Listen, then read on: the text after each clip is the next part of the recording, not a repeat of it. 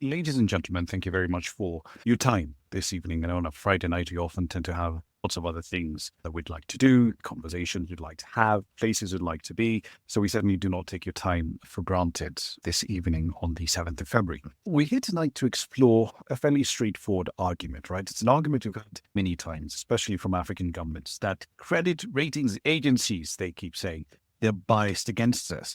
The perception of risk, Senegal's former president argued in 2023, is actually higher than the actual risk. Ghana's former finance minister, Ken Ofori-Atta, was actually even more colorful when he argued that ratings agencies are, in his words, I'm quoting him here, beginning to tip our world into the first circle of Dante's Inferno. End of quote. Now, in 2023, a study commissioned by UNDP argued that African states could save nearly $75 billion if the ratings were, in their words, based on less subjective assessments. And African states, they reckon that the only way out of this quagmire is to have a credit ratings agency of their own.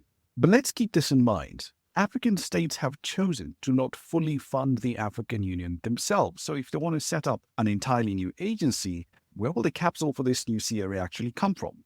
The answer matters because on the 14th of February, African heads of state, effectively our employees, will be discussing how to set up the African Credit Ratings Agency, something that they want to operationalize. And it's a firm that they hope will, in their words, reduce the cost of credit ratings and increase access to capital markets.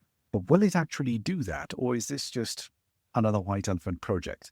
Over the next hour, we'll explore these issues and plenty more with my panelists. Welcome to this edition of Mango Spaces tonight. We're joined by Churchill Agudu. He's an economist at IC Group, and David Rogovich, Senior Credit Officer and Vice President at Moody's. David, I want to start with you because for the audiences that we tend to have, they will not always be 100% financially savvy. So let's start with the basics. What goes into determining what a country's credit rating is, and what combination of data and qualitative analysis do you and your team work with? Thanks, Rama, and thanks for having me here on this Spaces event. One thing we try to do is we strive for transparency when we try to explain our rating process to anyone, to governments, to issuers, but to anybody else that's interested in the topic. So I take your question and turn it into two questions. One is, what is a rating? So there's misconceptions there about what a rating measures, what it doesn't measure. And second is, how do you assign a rating? On the first question, so what is a credit rating? Sovereign credit ratings are meant to be independent, forward-looking opinion on the credit risk of an issuer. And the sovereign rating should be able to rank order, whether it's governments or corporate borrowers, rank order the credit risk of issuers. And therefore, a country that's rated lower would have a higher risk of default or mispayment than a country that's rated higher. We measure credit risk and measure the ratings as the likelihood that a debtor, such as a sovereign, such as a government, would miss a debt payment obligation as initially set in its debt contract. This would constitute an event of default, and that's what our ratings are measuring, our forward-looking opinion on the perceived credit risk. Now, when we assign a rating, we have a methodology that we use that's available publicly that underpins our analysis and discussion of a sovereign. It's applied globally, and what that does is that it ensures that a sovereign that we're rating in Africa or in Asia Pacific or in Latin America, we're applying the same methodology to any sovereign that we look at. And we use a prism of 4 broad factors. You look at the economy's strength, its diversification, its growth rates, how large it is, its income levels. We look at the institutional framework set up. Is it conducive to creating a stable macroeconomic environment that therefore then enables the government to service its debt? We look at the fiscal, of course. We look at debt levels, the debt burden, interest burden, how much of revenue is going to pay interest, how large is interest as a share of GDP. And then we looked at event risks and susceptibility to these external shocks, maybe not necessarily always something that's within the control of a sovereign, but that could affect its creditworthiness. So you take an example like the coronavirus pandemic. That was an external shock that hit, but some sovereigns were more affected than others because of inherent or credit challenges that were existing prior to the pandemic. And you have smaller shocks as well, whether it's a weather-related shock, heavy rains, or a dry spout. But these shocks can all affect the creditworthiness and the ability of a sovereign to continue servicing its debt. So essentially, the sovereign rating process is we take these factor scores, we put them together, we incorporate our qualitative assessment of these factors on top of the quantitative indicators that we use. And the rating outcome is generated by a rating committee of 7 to 9 members, could be slightly more, where we compare one sovereign versus others for peer comparison purposes. But ultimately, in the end, the rating is measuring our opinion of the risk that an investor who purchases a bond, for instance, in the government will not be repaid in full and on time as originally documented in its bond documentation. David, before I get to Churchill, who foots the bill for these ratings? Is it the sovereign that comes to you, say for the sake of argument, an African sovereign comes to you and says, look, we're thinking of issuing a debut bond or a euro bond into the market. Who then foots the bill for that process? I would just at the start, we have a very strict separation of the commercial aspect of the business and the ratings aspect. So being on the analytical side, I'm not privy to what's involved in sort of a commercial contract with governments.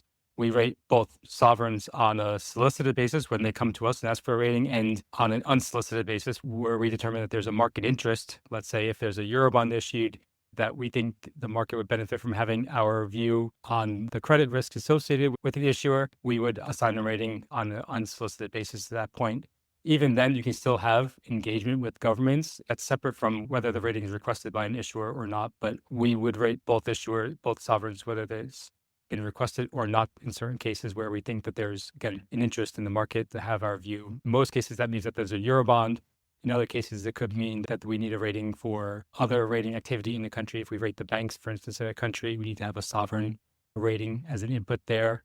But there are maybe a few other reasons why we might rate a sovereign. But in terms of the commercial aspect, we're very clear that we separate that from the analytical component. Churchill, I want to bring you to the conversation now. As I mentioned, this is Churchill Ogutu, who's an economist at IC Group. Churchill, when you're examining sovereigns, right, but now the continent, and you're looking at their debt in the domestic market and whatever Eurobonds they might have issued in the international market as well, can you give us a sense of how important ratings are in making that decision or that recommendation to clients to invest or not to invest? Thanks, Rama. So looking at it from an investor's perspective, and let me start with the country's external bond, because that's where it's quite easy to marry the ratings and also the investment objectives. So broadly, we are looking at the broad categorization of the bonds. External bonds are classified as investment grade, and that's where a rating between above BBB minus, that is under Fitch and S&P, and Baa3 under Moody's. So anything at those ratings and above are classified as investment grade bond status, whereas anything below those kind of broad thresholds, you find that they are non-investment grade or junk bonds. So that pretty much, are you looking at getting into an investment grade or you're looking at a junk bonds? More often than not, mostly in the African context, you find that most external bonds are non-investment grade or junk bonds. So that means that they are below the threshold that I mentioned for investment grade bonds. The next thing, obviously, there are a number of things that now you start drilling down into. For instance, you find that most of the investors are following particular benchmarks. So you find that whichever benchmark that you're tracking, they have particular weighting for any sovereigns. For instance, say if you're looking at the S&P Africa Dollar Bond Index, they have their criteria of the bonds in that particular index. And there are obviously some countries will have higher weightings, case in point, the Egypt, the Nigeria of the continent, South Africa, as compared to others which don't have many bonds as those three countries. So based on that, and also now drills down to your investment objectives, you may now to have an overweight in, say, Kenya against the benchmark. Say if the benchmark has Kenya with a weight of, say, 15%, and based on your outlook, you're expecting that Kenya weight outperform. So probably in your allocation, you might have Kenya at, say, 20%, as compared to where the benchmark is. So basically you're overweight Kenya, and that goes across the other sovereigns that you look at. But it also drills down onto the outlook or the performance that you expect over your investment horizon that could determine how you are allocating your investment into the different sovereigns instance. The other thing, obviously, is when you have made the investment and say you invested in, say, Kenya when it was single B or B minus, thereabouts. And then a couple of months down the line or years down the line, there's a downgrade. And depending on whether you had some criteria that if it goes from double B minus and it gets into category C status, and then that automatically now means that you probably might want to sell it because it does not meet your investment thresholds. So those are some of the things that investment professionals look at. Also, when it comes to external bonds investment. When it comes to local bonds, For instance, an investor who is based in Kenya and will want opportunities within the local bonds, there's some ratings as far as domestic, long end or short end ratings are. But more often than not, people really don't pay much attention to that for a local investor who's looking at opportunities in the local market. So probably I might not delve into that much more. And when it comes to stocks, not really when it comes to the ratings, but rating criteria, largely because of the fact that now ratings are looking at the debt because of the obligations that are there, which is not typically the case with stocks. Those are some of the broad brush that investors screen as far as ratings are concerned. I'm coming to you on this one, David, because a common argument that we keep hearing, at least that I've been hearing in the last 2 years, is that the big three credit ratings agencies, Moody's, S&P, and Fitch, do not understand the local context, quote unquote, of the countries that they're rating. It's an argument we heard, especially with Ghana after they defaulted in 2022. We keep hearing it over and over again, especially with the African peer review mechanism. And I've cited some of the studies in their work in a retweet from Wango Capital. What's your response to that argument? Is there any merits to it? No, I appreciate the question, Rama, and I understand the concern of where the argument comes from. Our approach, though, I would say, to rating sovereigns, whether it's an African sovereign or otherwise, is really built on a comprehensive multi-source research process. And it goes beyond just where you're located geographically. That we have a methodology that we apply again to sovereigns globally that has enough nuance to capture local factors in a sovereign rating. We do, of course, travel to countries for meetings. We do spend time there. We do integrate local intelligence from local sources, government officials, industry experts, local economists, other market participants. And our framework, again, is designed to capture the economic, the political, social factors of a country. The last point, we have a track record of demonstrating that ratings have historically ranked sovereigns according to credit rating. Sovereigns that default or that defaulted were more likely to have a lower rating than a higher rating. So I think our ratings are serving a purpose in the market. They're providing a globally comparable scale that investors can use. Of course, they're only just our opinion of the credit risk, and investors, like Churchill said, will look at other factors as well, do their own analysis. But I think maybe the argument is a bit misplaced in that we have an approach that goes beyond just, again, our geographic location. I want to go back to something that the APRM actually said. And this is in reference to something actually happened, I think, about 2 weeks ago, because Moody's changed the outlook for Kenya, at least, from negative to positive, reaffirmed our rating, CA1. And APRM was a little ticked off about it. And they said, look, we've not really seen many instances where a CRA, credit ratings agency, will essentially move from negative to positive and essentially skip that stable outlook. Now, for an outsider, they might look at that and say, it looks like we're quibbling about nuances here, right? We're essentially trying to split things at the margins. But do you have a response to what APRM is saying here? Yeah, we did change the outlook from negative at CAA1 to positive at CAA1 still. And we looked at the developments in Kenya. So we had the rating at B3 negative a year ago, and in May 2024 is B3 negative. So there were credit pressures. It was still B3. There were some factors that meant that it was still resilient. When we had the protests and the cancellation of the finance bill 2024, we moved the rating down to CAA1.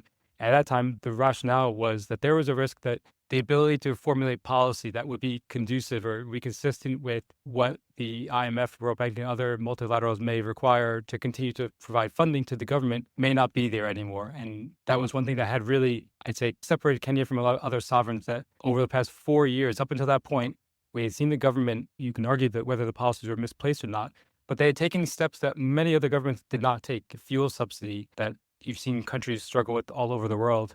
The government in Kenya removed that early on, even initially going to the IMF program. If you remember in 2020, when COVID hit, there was a cut to the VAT, to the personal income tax, and those were reversed 9 months later by the end of the year as a condition really for the IMF program. So reversing tax cuts in a very short order, 1 year ahead of what was at that time expected to be a constitutional reform on the BBI. So a really difficult decision there. Tax increases, spending cuts. So that would have been a key factor that really supported the rating of Kenya. But like I said, in the summer, the protests and the capacity to implement policies that would allow for continued IMF funding, there was uncertainty around that. And there's uncertainty around how large the fiscal deficit would be and the financing sources and downside risks. So even from that CAA1 rating, the negative outlook was signaling a 1 in 3 chance of a further downgrade over the next 12 to 18 months. Now, the positive outlook, we responded to positive credit developments in the country. We couldn't ignore the fact that borrowing costs had declined, T-bill rates had declined by over 600 basis points in 6 months. Or we couldn't not respond to the government passing multiple amendments to tax bills that are expected to generate close to 1% of GDP in additional revenue. We had to acknowledge these positive developments, and whether it's from a negative outlook to a positive outlook, we've had upgrades, even in the investment grade space, from a stable outlook or one-notch upgrade in sovereign and other regions. So it's not unheard of to see a move from a negative outlook to a positive outlook. There's an interesting aspect about the quality of data available, the speed and the timeliness with which data is actually available in terms of public finance and economic policy. And this is probably the one point of convergence that I probably can see between the credit ratings agencies on one hand and finance ministers on the other. Because in 2023, Ghana's finance minister is arguing that limited data is a hindrance to building up an accurate picture of a country's creditworthiness. But from your perspective, David, from where you sit at Moody's, what sort of data quality problems do you often run into? I'm sure we'll bring in Church a little later on to provide his perspective. From my end of the desk, as a journalist, my problem is always you want to look for data that's available and on time, but more often than not, it's either not released or it's not publicly available. If you look at, for example, the leading economic indicators, the Kenya National Bureau of Statistics has the latest data set available for November 2024, yet here we are in the middle of February. So can you give us a sense of what sort of data problems you often run into? So first off, to assign a rating, to maintain a rating, we have to have sufficient information. If there weren't enough information available, we didn't think we could monitor the rating, we wouldn't rate a sovereign any longer. We did that. That's the case with Cuba, where we withdrew our rating because of lack of sufficient information that's available. Now, you're right. Some countries have more information that's available, more data available than others. I think Kenya is probably towards the end where there's a lot of data available, which sometimes too much data available is a lot more than other countries. More than the data, what's available, I think the bigger challenge we run into is the reliability, not just of the actual data, but of the projections, right? So do governments have medium-term budget frameworks, and are they credible? Are they reliable?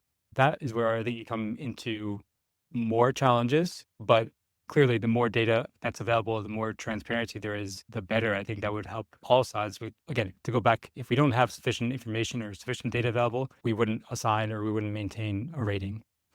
Chinchil, your view on that question around the quality of data that's available? Because on one hand, sometimes it feels from our end of the desk that there's not enough data available, and what governments might provide to credit rating agencies, to the IMF, they'll give them a much fuller picture of information than they would to their own ordinary citizens. So where do you stand on this? Obviously, it's a partisan issue because even as economists, analysts, we pretty much use the same trade that the credit rating analysts like David are using, basically the whole business around analysis. So if there's a dark in data or there's a lack of timeliness in data, obviously that raises issues as to the quality of, or even how the credit rating agencies could be able to approach the data. So let me just take you back to July last year, and that's pretty much what was at play. Remember, Moody's had downgraded Kenya, debating even as analyst community, because that was the time that we were expecting the supplementary one. Then we were also expecting some revisions within the IMF fiscal targets, the protracted 7th review, and also the upcoming 8th review. And at that point, obviously, we didn't have any visibility as to how the IMF will be able to react, because that was one of the missing puzzles, to pretty much have a better picture as to how the IMF obviously will be able to analyze the situation. So we saw the supplementary being passed eventually around August thereabout, but now we didn't have visibility. So we're just getting snippets from the National Treasury that, there could be an IMF program could be an IMF review the end of August, which eventually happened in October. But that notwithstanding, there was some two schools of thought within the analyst community to the extent of that, the downgrade that came with Moody's, putting Moody's on the spot, not because that they did the wrong thing, but because as compared to the Fitch and ratings, which have some scheduled calendars, Moody's, at least for Kenya, there's no scheduled calendar that the analysts can now be able to monitor. So that's the downgrade, which came in July, I think took people by surprise in the context of what will the IMF do if you look at the bigger picture. So those that are schools of thought, in the sense that having not internalized how the IMF response will be. And then the other school of thought was basically that, probably Moody's did the right thing, reacting in a proactive manner based on, obviously, revenues are not going to meet and all those things. So if you look at it from the context of the Africa peer review announcement that came right after the outlook that was changed from negative and into positive, you can get where they're coming from. The sense that now probably Moody's will have weighed the situation collectively before now the downgrade that happened before. Obviously, the other Fitch and ratings followed with a downgrade. But on a comparative basis, CAA1 Moody's is much lower, one notch lower than where both Fitch and S&P are with their B minus. So I think those are some of the nuances that typically arises stemming from the data quality and also how different credit rating agencies view things. But obviously, there are methodologies that also guide the credit rating agencies, which we fully respect. It's just that there's normally debates typically arises with how each credit rating agencies approach a particular sovereign issuer and also dating action. Thanks. David, just to give you the right of reply on this one, because it seems like this curious situation where on one hand, we keep saying ratings agencies are not necessarily as responsive as they should be to domestic changes in policy and so on and so forth. And yet when you do act with speed, relatively speaking, there's also criticism of, no, you shouldn't have acted right now. You should have done it this specific way. Isn't it more efficient, however, to just operate from the perspective of, you know what, here's the data, the situation has changed, let's amend the rating accordingly? And we do that, right? There are 2 points to make. First is our ratings are much less volatile than market implied signals of credit risk. So if you look at sovereign ratings versus CDS spreads or bond implied ratings, ours are much less volatile. And you take the case of Kenya, we were at B3 for a long time before the 2024 Eurobond was matured. And the market implied rating a year out or 6 months before that was signaling a much higher risk of default than our B3 rating was speaking to. Our ratings do look through the cycle and they are longer term. They are less volatile than market signals. So there is a difference in terms of what we provide to the market than what you can glean from information from bond prices and bond yields. Now, in terms of how fast we move, it has to be driven by the fundamentals and the credit risks there. Again, if you go back to where we were in July, I think we knew what was likely to come from the budget, whether there was a supplementary budget or not. As early as the first end of June, the president had already made statements about how they were going to address the revenue shortfall and they were going to cut spending. And at first it was the full amount. And by early July, it was half the amount because they couldn't cut the full amount. And that affected our fundamental view of Kenya. Before the finance bill was rejected or canceled, the deficit target was 3.3%. Then it became 4.3 or 4.6%. And that has an effect on several metrics that go into the methodology, go to our scorecard. So there was an impact. I think we reacted or responded at the appropriate time. If you think our ratings at any point in time should reflect the credit risk on that day, if you look at what the rating was signaling at before the downgrade to CAA1, it was a very low risk of default. Even CAA1, it doesn't mean default's imminent, but it's a higher credit risk. And at that time, and even till today, CAA1 is the appropriate rating level. Now, the outlooks, again, signal a 1 in 3 chance that the credit risks will move the rating up or down over the next 12 to 18 months. So a positive outlook now would indicate that if things improve, if we see revenue collection grow in line with targets or to reduce the deficit, that will help overall credit profile. That will reduce borrowing costs, borrowing needs, and that would feed through to improved debt affordability over time, create more space for the fiscal adjustment to achieve the same reduction in debt and allow for more spending. So it becomes more sustainable. The pace of fiscal consolidation becomes more sustainable if you get into a situation where borrowing costs are declining, where revenue growth is reducing the deficit, versus the alternative where you're cutting spending to meet a deficit target, which would just create delays or the inevitable where you need to actually make a larger adjustment in the future, or you're likely to see fiscal slippage. And just before I get to my next question, there's a comment here that's actually come into the DMs. And one of our listeners is asking that there's some who would believe that credit ratings agencies are advocating for policies that are unfavorable to the public, in essence, lumping CRAs in the same boat, for lack of a better word, with agencies like IMF in advocating for more fiscal consolidation, funding a lot more of the public spending from domestic tax revenues rather than debt, and so on and so forth. Your response to that be? Because I've got my own views on that specific line of argument, but I wonder if from Moody's perspective, you hear this sort of feedback and you're like, but we're not the guys who are recommending that you should go down this specific fiscal consolidation path. We're simply saying if these are the policies that you've taken, these are the outcomes, and this is how the market is likely to perceive a country's creditworthiness or not. That last point is exactly right. So we don't give policy advice. We say this every time we meet with governments and we speak to them. We're not advocating for a certain policy. We're not advocating for a certain even political system, whether it's democracy or otherwise. We are merely assessing what is the impact of the policy choices that are made on credit risk. And that's our job as a rating agency. That's what we do. I think the IMF will advocate for policies that are consistent with them lending money to a government. But for us, it's assessing what are the policies? How likely are they to materialize as expected by the government? What does it mean if it will have a knock-on effect in some other aspect of the credit profile? So you can have a very swift fiscal consolidation where you just cut spending. Is that sustainable? We would assess that. We wouldn't assess whether that's the right policy. We would assess, okay, what's the impact of that on the credit profile? What does that mean for the debt trajectory? How sustainable is that? What does that mean for growth? What does that mean for social or political risks involved in the sovereign rating?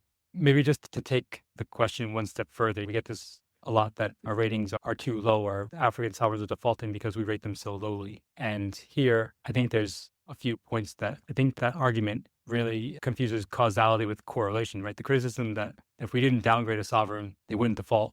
The downgrade is a response to deteriorating conditions that are already elevating default risk. In other words, the sovereign's fundamentals are strong. The rating would reflect that regardless of regional considerations, regardless of what multilateral or any other organization is advocating for. Churchill, I saw you responding to David's argument there about conflation of correlation and causation. Weigh in before I go to my next question. I just found it interesting how David put it. But yes, here's a point. It's a bit hard, and I don't envy David in regards to criticism that they typically face.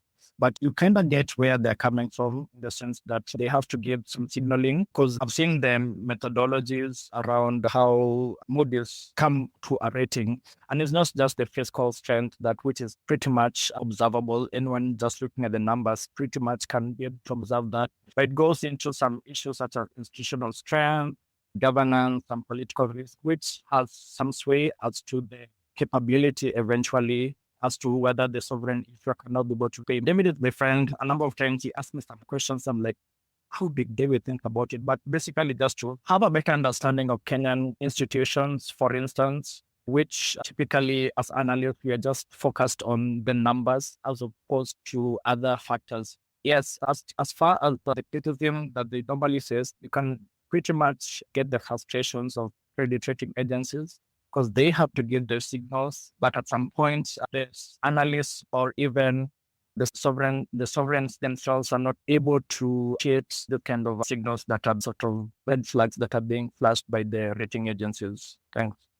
Indeed. David, I want to come back to you on a question that came up. I believe this is 2023 especially. One of the arguments that was made in criticizing the work of the big three, and I've actually linked this to one of the tweets that I put up in response to Mango Capital's tweet on the space. And it's essentially the 2023 study on lowering the cost of borrowing for African sovereigns by the United Nations Development Program.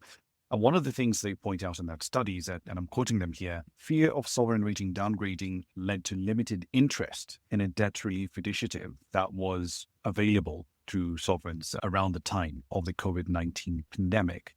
And the argument they were making then is that countries were like, hang on a minute, if we get downgraded by S&P, by Moody's, etc., yields on our bonds are automatically going to jump up. The cost of debt service is going to jump up. And if we essentially try and renegotiate debt, or even just the appearance of trying to renegotiate some of our debt, that might be seen as a default event. Therefore, they're opting to take the pain of having to keep servicing debt that may still be unaffordable, rather than proactively going to their creditors and saying, we're in trouble here. We need a bit of breathing room. What's your response to this line of argument from UNDP? Great question. Something that we were involved in these discussions throughout the pandemic when there was the first discussion of the common framework and the DSSI.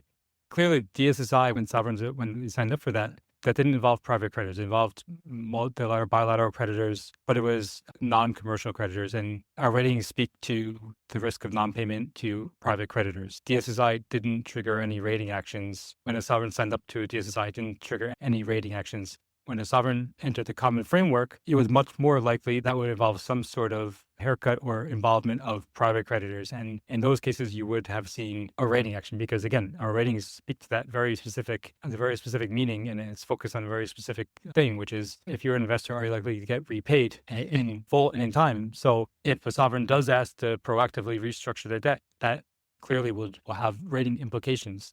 if it includes private sector creditors. That's exactly what our ratings are measuring, and that's what they're intended to speak to. Now, in terms of, you mentioned something about market spreads and the fear that market spreads would rise and a sovereign would lose access. And you've probably seen there is evidence that suggests market spreads are incorporating other considerations other than credit risk. And why I say that is we've looked at our ratings, and do we see African sovereigns defaulting more than sovereigns in other regions, or is there any bias? And so we looked for empirical evidence of this, or to prove this or disprove this. And what we've done is we looked at sovereigns across Africa and other regions, and we looked at what the cumulative default rate over a 1 year period to a 5-year period, what percentage of sovereigns default over that 1 or 5-year period from different rating levels. And the analysis that we conducted, we published research on this, reveals that there's an identical default rates for a BA, for a single B, and a CAA rated sovereign in Africa and other regions, notwithstanding a very small sample size. I think the concerns of the market spreads will widen out to more if they sign up for something is different than what is the perceived credit risk. Churchill, I want to get to this question around setting up an African credit ratings agency, because there's so many ways of attacking this specific question, because post-2010, after the global financial crisis and then the Eurozone crisis, even the EU and economies in Asia, they've all tried at some point to set up their own credit ratings agencies. But by around 2016, in terms of market share, not really much has changed, right? It's still dominated, for lack of a better word, by the big three, S&P, Moody's, Fitch, and so on. But specifically within the African context, the AU can't even meet its entire budget, right? Fully fund its near $700 million budget, at least for fiscal 2023, by itself. African countries only meeting around $200 million of that specific budget for that particular year. Would we even be able to fund the operations of this African Credit Ratings Agency? Because Bright Simmons argued in an essay for ODI, to which we've linked, of course, in one of those tweets, he estimated we need at least $500 million just to set one up. Is this a solution, or are we just barking up the wrong tree? Yeah, evidently that's a Herculean task that African countries who are exploring the possibility of having a sort of African focused credit ratings agency will have to grapple with. And it also boils down to what's the business case? Is it just rating agency solely, or there could be other anchor businesses? Because one, I know some of these credit rating agencies offer solicited advice. For Kenya, we have Fitch and S&P having engagements with the government of Kenya, whereas Moody's engage Kenya on unsolicited basis, unless I'm mistaken. But that's pretty much the case, and that's across different sovereigns. So even if you have the African Credit Rating Agency, for argument's case, at the end of the day, there should be a business case. And will they just rely on rating solely, or there could be other businesses? Case in point, Moody's has some other non-rating related businesses other than their ratings. So I've engaged with some of other ratings agencies who are not pretty much within the rating space. So that also has to solidify some business case around that.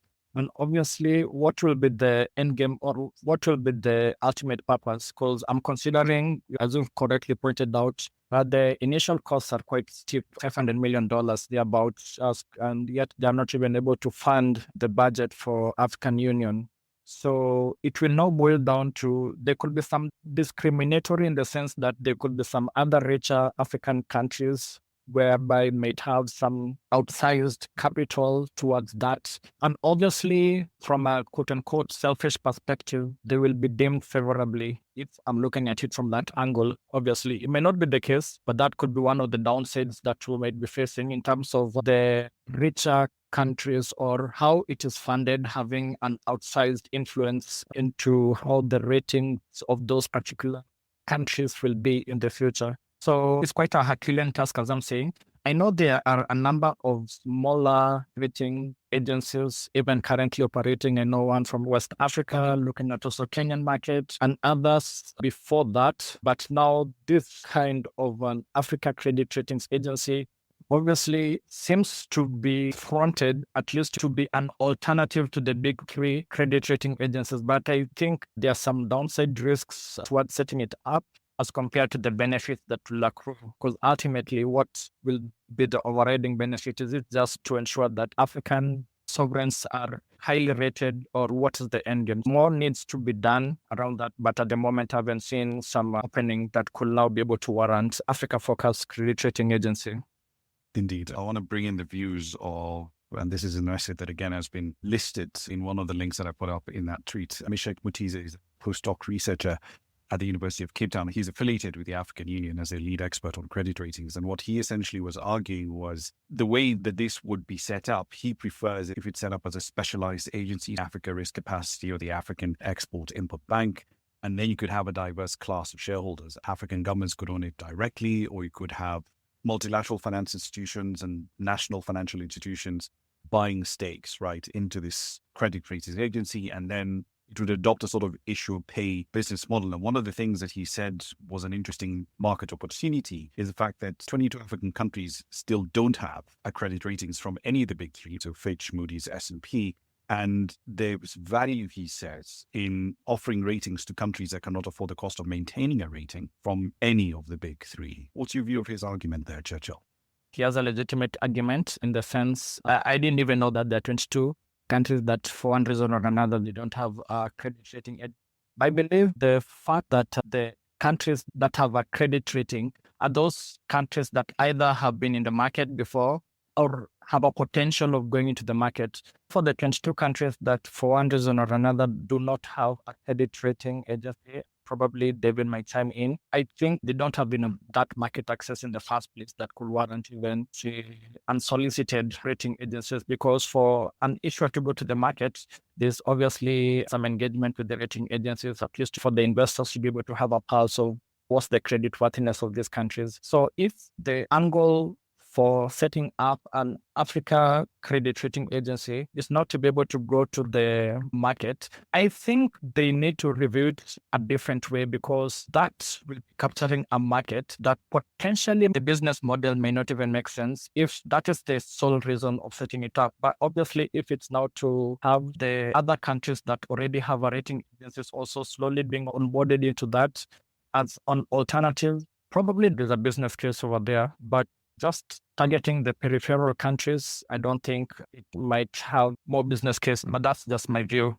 And just for context and a different viewpoint, right, on that whole question of will an African credit rating agency actually make this any better? One of the arguments that Bright Simmons actually made here was that it would be hugely ironic if the EU and its countries, which already cover roughly 60%, right, of the financial burden of the EU's initiatives, were going to be asked to step in there as well, because the EU had concluded in its own case study that a new regionally focused credit ratings agency would not improve market information signals for investors. And it's also not clear, he says, that business model innovation would actually offer a way forward.